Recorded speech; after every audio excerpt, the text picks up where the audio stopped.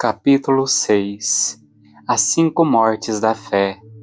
Não é o propósito desse livro traçar a história subsequente do cristianismo, especialmente a história posterior do cristianismo, que envolve controvérsias sobre as quais espero escrever, mas completamente em outro lugar. Ele é dedicado apenas à sugestão de que o cristianismo, surgindo em meio à humanidade pagã, tinha todo o caráter de uma coisa única e até mesmo de uma coisa sobrenatural. Não era como nenhuma das outras coisas, e quanto mais o estudamos, menos se parece com qualquer uma delas. Mas há um certo caráter bastante peculiar que o marcou daqui para frente até o momento presente, como uma nota sobre a qual este livro pode muito bem concluir. Eu disse que a Ásia e o mundo antigo tinham um ar de serem velhos demais para morrer. A cristandade teve o destino oposto. A cristandade teve uma série de revoluções, e em cada uma delas o cristianismo morreu. O cristianismo morreu muitas vezes e ressuscitou, pois tinha um Deus que conhecia o caminho para sair da sepultura. Mas o primeiro fato extraordinário que marca essa história é este, que a Europa foi virada de cabeça para baixo uma e outra vez, e que no final de cada uma dessas revoluções, a mesma religião foi novamente encontrada no topo. A fé está sempre convertendo a era, não como uma religião antiga, mas como uma nova religião. Esta verdade é escondida de muitos por uma convenção que é muito pouco notada. Curiosamente, é uma convenção do tipo que aqueles que a ignoram afirmam especialmente detectar e anunciar. Eles estão sempre nos dizendo que padres e cerimônias não são religião, e que a organização religiosa pode ser uma farsa vazia, mas eles dificilmente percebem o quão verdadeiro isto é. É tão verdade que 3 ou 4 vezes, pelo menos, na história da cristandade, toda a alma parecia ter saído do cristianismo, e quase todo homem em seu coração esperava seu fim. Esse fato só é mascarado na Idade Média e em outros tempos por aquela religião oficial que tais críticos se orgulham de ver através.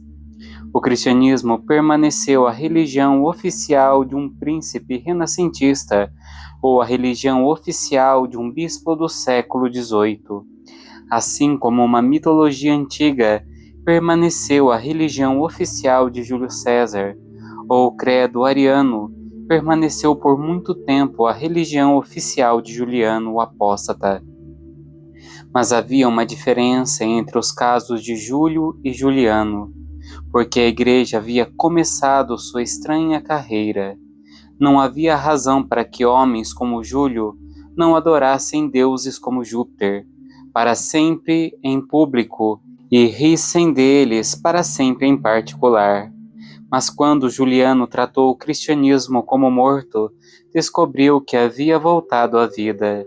Ele também descobriu incidentalmente que não havia o menor sinal de Júpiter voltando à vida novamente. Este caso de Juliano e o episódio do arianismo é apenas o primeiro de uma série de exemplos que só podem ser indicados aqui de forma aproximada. O arianismo, como foi dito, tinha toda a aparência humana de ser a maneira natural pela qual se poderia esperar que aquela superstição particular de Constantino desaparecesse. Todos os estágios comuns haviam sido passados. O credo havia se tornado uma coisa respeitável, havia se tornado uma coisa ritual, havia sido então modificado em uma coisa racional, e os racionalistas estavam prontos para dissipar os últimos requisitos dele, assim como fazem hoje. Quando o cristianismo ressuscitou de repente e os jogou, foi quase tão inesperado quanto Cristo ressuscitando dos mortos. Mas há muitos outros exemplos da mesma coisa, até mesmo na mesma época.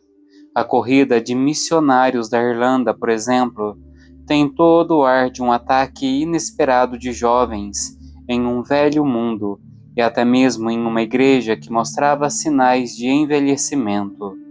Alguns deles foram martirizados na costa da Cornualha, e a principal autoridade em antiguidades da Cornualha me disse que não acreditava nem por um momento que eles foram martirizados por pagãos, mas, como ele expressou com algum humor, por cristãos bastante frouxos.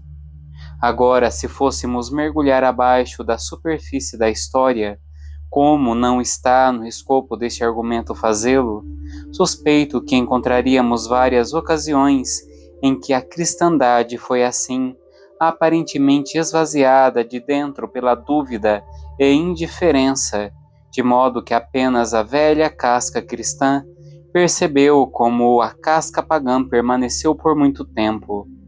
Mas a diferença é que em todos esses casos, os filhos eram fanáticos pela fé, enquanto os pais foram negligentes sobre isso. Isso é óbvio no caso da transição do Renascimento para a Contra-Reforma. É óbvio no caso de uma transição do século XVIII para os muitos reavivamentos católicos de nosso próprio tempo. Mas suspeito de muitos outros exemplos que seriam dignos de estudos separados. A fé não é uma sobrevivência. Não é como se os druidas tivessem conseguido sobreviver em algum lugar por 2000 anos. É o que poderia ter acontecido na Ásia ou na Europa antiga, naquela indiferença ou tolerância em que mitologias e filosofias poderiam viver para sempre lado a lado. Ela não sobreviveu. Ela retornou repetidamente neste mundo ocidental de rápidas mudanças e instituições perpetuamente perecendo. A Europa, na tradição de Roma, estava sempre tentando a revolução e a reconstrução, reconstruindo uma república universal, e sempre começou rejeitando esta velha pedra e terminou fazendo dela a cabeça da esquina, trazendo-a de volta do monte de lixo para torná-la a coroa do Capitólio. Algumas pedras de Stonehenge estão de pé e algumas caíram, e conforme a pedra cai, ela ficará. Não houve um renascimento druídico a cada século ou dois, com os jovens druidas coroados com visco fresco dançando ao sol na planície de Salisbury. Stonehenge não foi reconstruído em todos os estilos de arquitetura, do rude normando redondo ao último rococó do barroco.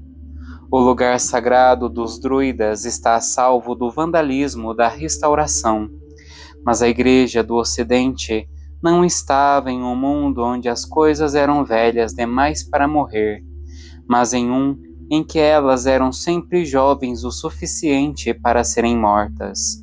A consequência era que superficial e externamente ela frequentemente era morta. Não às vezes ela se desgastava mesmo sem ser morta.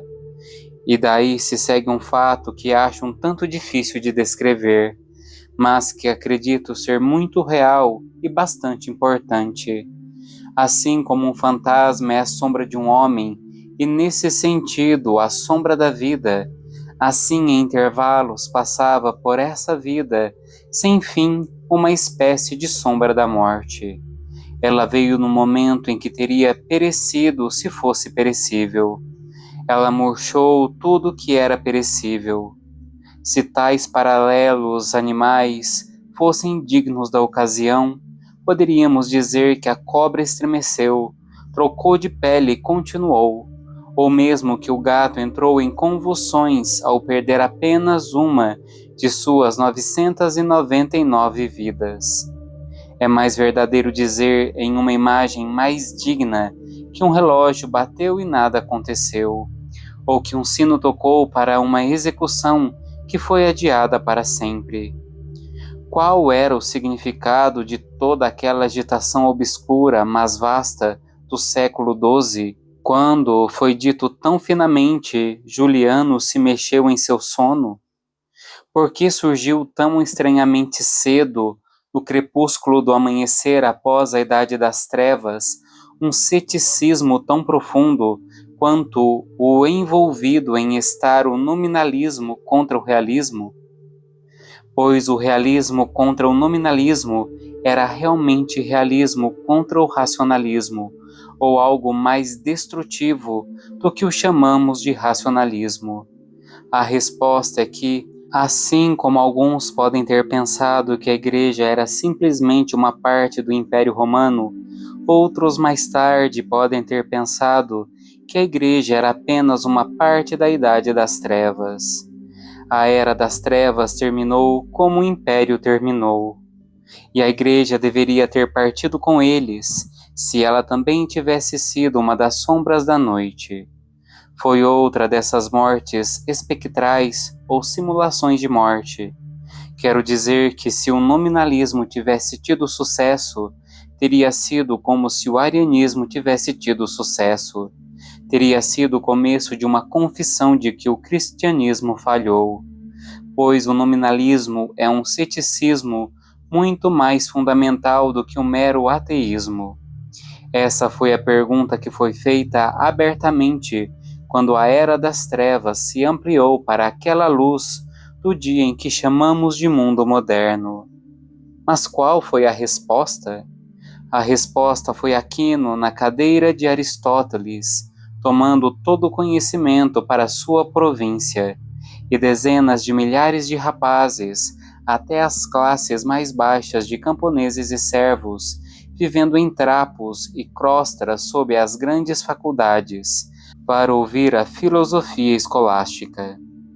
Qual era o significado de todo aquele sussurro de medo que corria pelo Oriente sob a sombra do islamismo e encheu todo o romance antigo com imagens incongruentes de cavaleiros sarracenos se pavoneando na Noruega ou nas Hébridas? Por que os homens no Extremo Oriente, como o rei João, se bem me lembro, foram acusados de serem secretamente muçulmanos, assim como homens são acusados de serem secretamente ateus? Por que houve aquele alarme feroz entre algumas das autoridades sobre a versão árabe racionalista de Aristóteles? As autoridades raramente ficam alarmadas assim, exceto quando é tarde demais. A resposta é que centenas das pessoas provavelmente acreditavam em seus corações que o islamismo conquistaria a cristandade, que Averroes era mais racional do que Anselmo, que a cultura sarracena era realmente, como era superficialmente, uma cultura superior.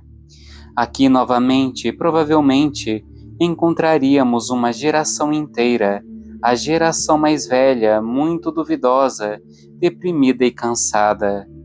A vinda do islamismo teria sido apenas a chegada do unitarismo 1000 anos antes do seu tempo. Para muitos pode ter parecido algo bastante razoável, provável e quase certo de acontecer. Se assim fosse, eles teriam ficado surpresos com o que de fato aconteceu. O que aconteceu foi um rugido como trovão de milhares e milhares de jovens, lançando toda a sua juventude em uma exultante contra-ofensiva às cruzadas. Eram os filhos de São Francisco, os malabaristas de Deus, vagando, cantando por todas as estradas do mundo. Era o gótico subindo como um vôo de flechas, era o despertar do mundo. Ao considerar a guerra dos albigenses, chegamos à brecha no coração da Europa e o deslizamento de terra de uma nova filosofia que quase acabou com a cristandade para sempre. Nesse caso, a nova filosofia também era uma filosofia muito nova, era pessimismo. Não era menos como as ideias modernas, para ser tão antiga quanto a Ásia, como a maior das ideias modernas é. Eram os gnósticos retornando. Mas por que os gnósticos retornaram? Porque era o fim de uma época, como o fim do império, e deveria ter sido o fim da Igreja. Era Schopenhauer pairando sobre o futuro, mas também era Maniqueu ressuscitando dos mortos, para que os homens tenham morte e a tenham em abundância. É bem mais óbvio no caso do Renascimento, simplesmente porque o período é muito mais próximo de nós e as pessoas sabem muito mais sobre ele. Mas há mais ainda neste exemplo do que a maioria das pessoas sabe. Além das controvérsias particulares que desejo reservar para um estudo separado, o período foi muito mais caótico do que essas controvérsias comumente implicam. Quando os protestantes chamam Latimer de mártir do protestantismo e os católicos respondem que Campion foi um mártir do catolicismo, muitas vezes é esquecido que muitos pereceram em tais perseguições que só poderiam ser descritos como mártires do ateísmo ou anarquismo ou mesmo diabolismo. Aquele mundo era quase tão selvagem quanto o nosso. Os homens que vagavam por ele incluíam um tipo de homem que diz que não há Deus, o tipo de homem que diz que ele mesmo é Deus, o tipo de homem que diz algo que ninguém consegue entender. Se pudéssemos ter a conversa da era pós-renascimento, provavelmente ficaríamos chocados com suas negações descaradas. As observações atribuídas a Marlowe são provavelmente bem típicas da conversa em muitas tavernas intelectuais. A transição da Europa pré-reforma após a pós-reforma foi através de um vazio de perguntas muito bocejantes, mas uma vez a longo prazo, a resposta foi a mesma. Foi um daqueles momentos em que, assim como Cristo andou sobre as águas, o cristianismo andou no ar. Mas todos esses casos são remotos em data e só poderiam ser provados em detalhes. Podemos ver o fato muito mais claramente no caso em que o paganismo da Renascença acabou com o cristianismo e o cristianismo inexplicavelmente começou tudo de novo. Mas podemos vê-lo mais claramente de todos no caso que está próximo de nós e cheio de evidência manifestas e minuciosas. O caso do grande declínio da religião que começou na época de Voltaire. Pois, de fato, é o nosso próprio caso, e nós mesmos vimos o declínio desse declínio. Os 200 anos desde Voltaire não passaram rapidamente por nós como nos séculos 4 e 5 ou séculos 12 e 13. Em nosso próprio caso, podemos ver esse processo frequentemente repetido de perto. Sabemos quão completamente uma sociedade pode perder sua religião fundamental sem abolir sua religião oficial.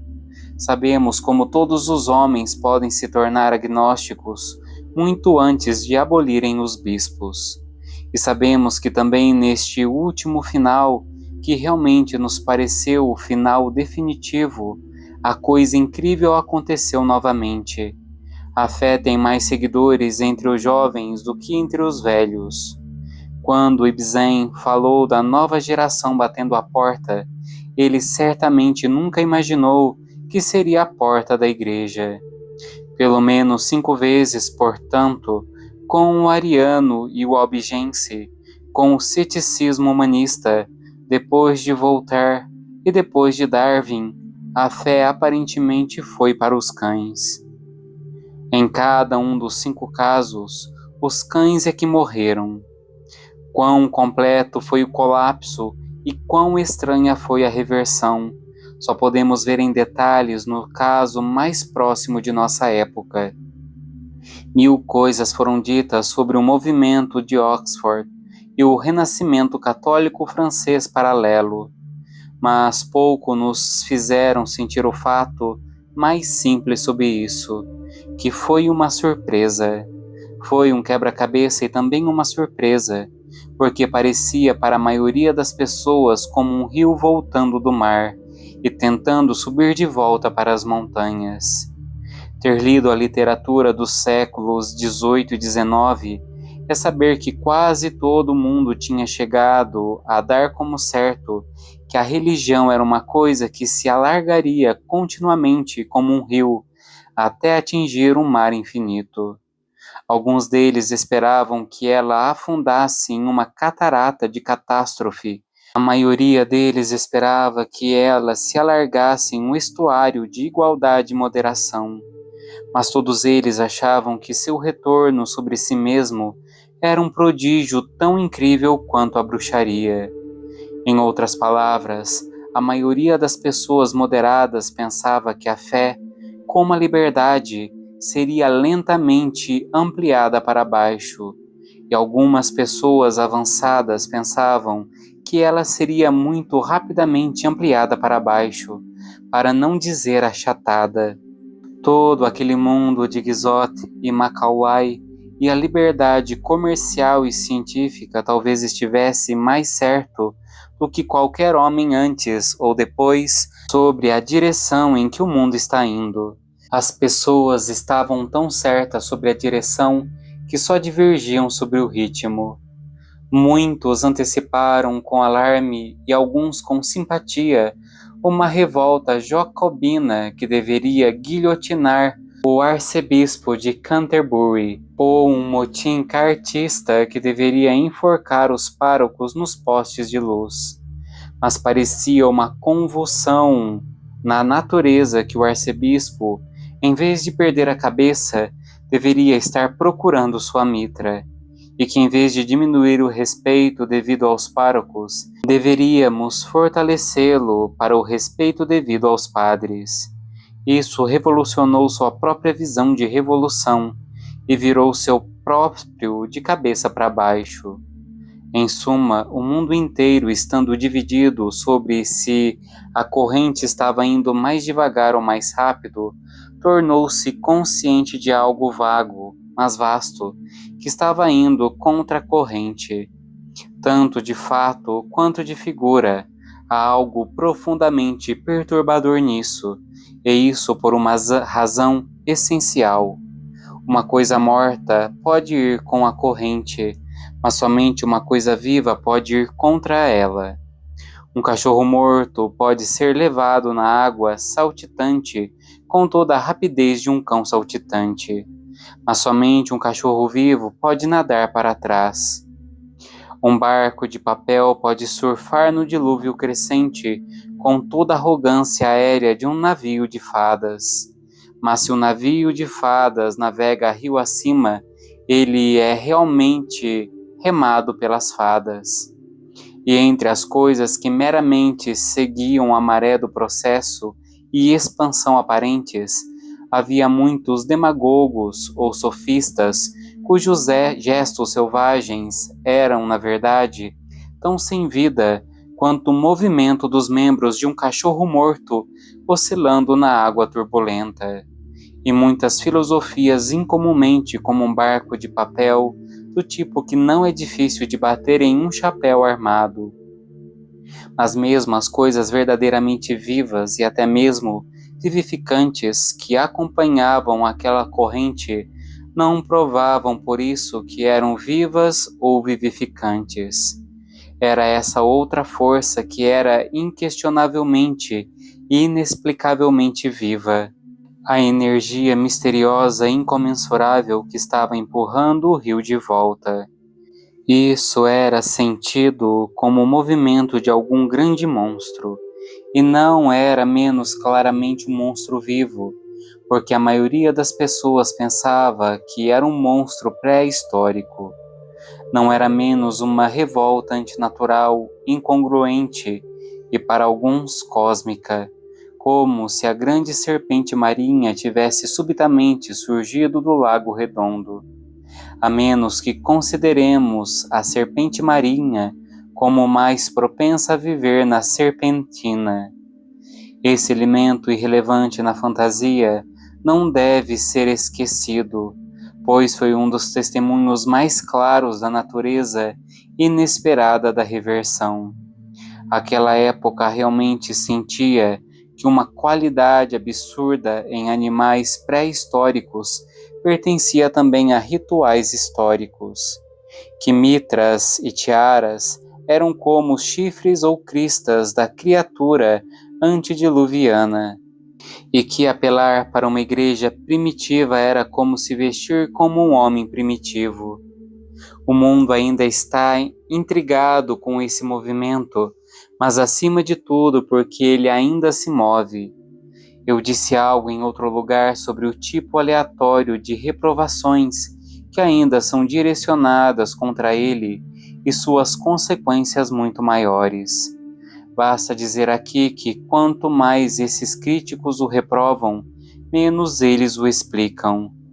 Em certo sentido, é minha preocupação aqui, se não explicá-lo, pelo menos sugerir a direção da explicação. Mas, acima de tudo, é minha preocupação apontar uma coisa particular sobre isso, e é que tudo isso já aconteceu antes, e até muitas vezes antes. Para resumir, na medida em que é verdade que os séculos recentes viram uma atenuação da doutrina cristã, os séculos recentes só viram o que os séculos mais remotos viram. E mesmo o exemplo moderno só terminou com os exemplos medievais e pré-medievais terminaram. Já está claro e fica mais claro a cada dia que não vai terminar no desaparecimento do credo diminuído, mas sim no retorno daquelas partes dele que realmente desapareceram. Vai terminar como o compromisso ariano terminou, como as tentativas de um compromisso com o nominalismo e até mesmo com o albigencismo terminaram. Mas o ponto a ser aprendido no caso moderno, como em todos os outros casos, é que o que retorna não é, nesse sentido, uma teologia simplificada, não de acordo com essa visão, uma teologia purificada. É simplesmente teologia. É esse entusiasmo pelos estudos teológicos que marcou as eras mais doutrinárias. É a ciência divina, um velho dom com DD depois do nome, pode ter se tornado a figura típica de um chato. Mas isso era porque ele próprio estava entediado com sua teologia, mas porque estava animado com ela. Era precisamente porque ele estava reconhecidamente mais interessado no latim de Plauto do que no latim de Agostinho, no grego de Xenofonte do que no grego de Crisóstomo. Era precisamente porque ele estava mais interessado em uma tradição morta do que em uma tradição decididamente viva. Em suma, foi precisamente porque ele próprio era um tipo da época em que a fé cristã era fraca. Não foi porque os homens não saudariam, se pudessem, a visão maravilhosa e quase selvagem de um doutor em divindade. Há pessoas que dizem que desejam que o cristianismo permaneça como um espírito. Elas querem dizer, muito literalmente, que desejam que ele permaneça como um fantasma. Mas ele não vai permanecer como um fantasma. O que se segue a esse processo de morte aparente não é a permanência da sombra, é a ressurreição do corpo. Essas pessoas estão bem preparadas para derramar lágrimas piedosas e reverentes sobre o sepulcro do Filho do Homem. O que elas não estão preparadas é para o Filho de Deus caminhando mais uma vez sobre as colinas da manhã. Essas pessoas, e de fato a maioria das pessoas, estavam de fato bastante acostumadas à ideia de que a velha luz de velas cristãs desapareceria na luz do dia comum. Para muitas delas, ela honestamente parecia aquela chama amarelo pálida de uma vela quando é deixada queimando à luz do dia. Foi ainda mais inesperado e, portanto, ainda mais inconfundível que o castiçal de 7 braços subitamente se elevou ao céu como uma árvore milagrosa e flamejou até o sol empalidecer. Mas outras eras viram o dia conquistar a luz das velas, e então a luz das velas conquistar o dia. Repetidamente, antes do nosso tempo, os homens se contentaram com uma doutrina diluída, e repetidas vezes seguiu-se essa diluição, surgindo como da escuridão em uma catarata carmesim, a forma do vinho tinto original. E dizemos apenas mais uma vez hoje, como foi dito muitas vezes por nossos pais. Há muitos anos e séculos, nossos pais ou os fundadores de nosso povo beberam, como sonharam, do sangue de Deus. Longos anos e séculos se passaram desde que a força daquela safra gigante foi tudo menos uma lenda de era dos gigantes. Séculos atrás já era o tempo escuro da segunda fermentação, quando o vinho do catolicismo se transformou no vinagre do calvinismo. Há muito tempo essa bebida amarga foi diluída, enxaguada e levada embora pelas águas do esquecimento e pelas ondas do mundo. Nunca pensamos em provar novamente, nem mesmo aquele gosto amargo da sinceridade do espírito, muito menos a força mais seca e doce dos vinhedos roxos e nossos sonhos da era de ouro. Dia após dia e ano após ano, diminuímos nossas esperanças e diminuímos nossas convicções. Nos acostumamos mais e mais a ver aqueles tonéis e vinhedos submersos nas enchentes e o último sabor e sugestão daquele elemento especial desaparecendo como uma mancha de púrpura em um mar de cinza.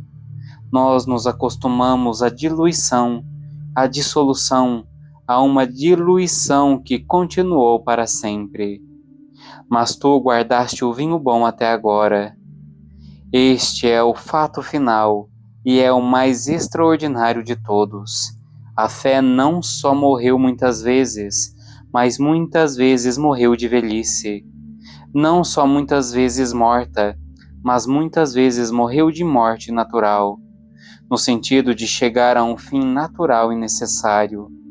É óbvio que ela sobreviveu às perseguições mais selvagens e universais, do choque da fúria de Diocleciano ao choque da Revolução Francesa.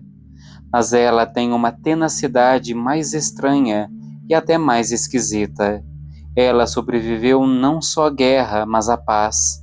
Ela não só morreu muitas vezes, mas degenerou muitas vezes e caiu muitas vezes. Ela sobreviveu à sua própria fraqueza e até mesmo à sua própria rendição. Não precisamos repetir o que é tão óbvio sobre a beleza do fim de Cristo em seu casamento de juventude e morte. Mas isso é quase como se Cristo tivesse vivido até o último período possível. Tivesse sido um sábio de cabelos brancos de 100 anos e morrido de decadência natural, e então tivesse ressuscitado, rejuvenescido com trombetas e o rasgar do céu.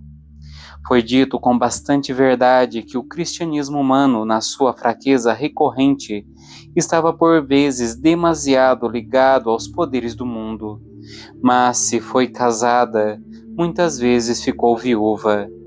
É um tipo estranhamente imortal de viúva.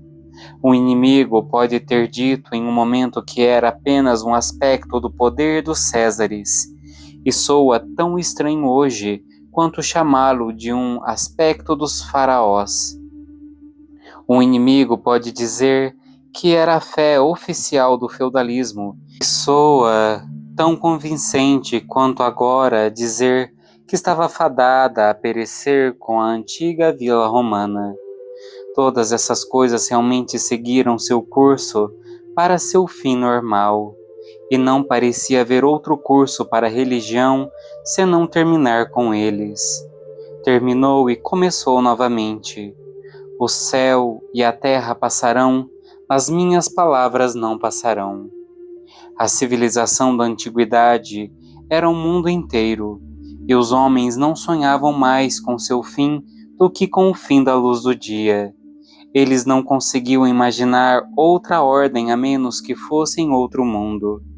A civilização do mundo passou, e essas palavras não passarão. Na longa noite da Idade das Trevas, O feudalismo era algo tão familiar que nenhum homem conseguia se imaginar sem um senhor, e a religião estava tão entrelaçada nessa rede que nenhum homem acreditaria que ela pudesse ser despedaçada. O próprio feudalismo foi feito em farrapos e apodrecido na vida popular da verdadeira Idade Média. E o primeiro e mais fresco poder nessa nova liberdade foi a velha religião. O feudalismo havia passado e as palavras não passaram. Toda a ordem medieval, em muitos aspectos, um lar tão completo e quase cósmico para o homem, desgastou-se gradualmente por sua vez. E aqui, pelo menos, pensava-se que as palavras morreriam. Eles avançaram através do abismo radiante da Renascença, e em 50 anos estavam usando toda a sua luz e aprendizado para novas fundações religiosas, novas apologéticas, novos santos. Era suposto ter sido murchado finalmente na luz seca da era da razão.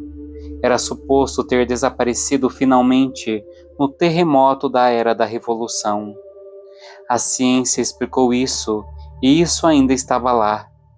A história o desterrou no passado, e ele apareceu de repente no futuro.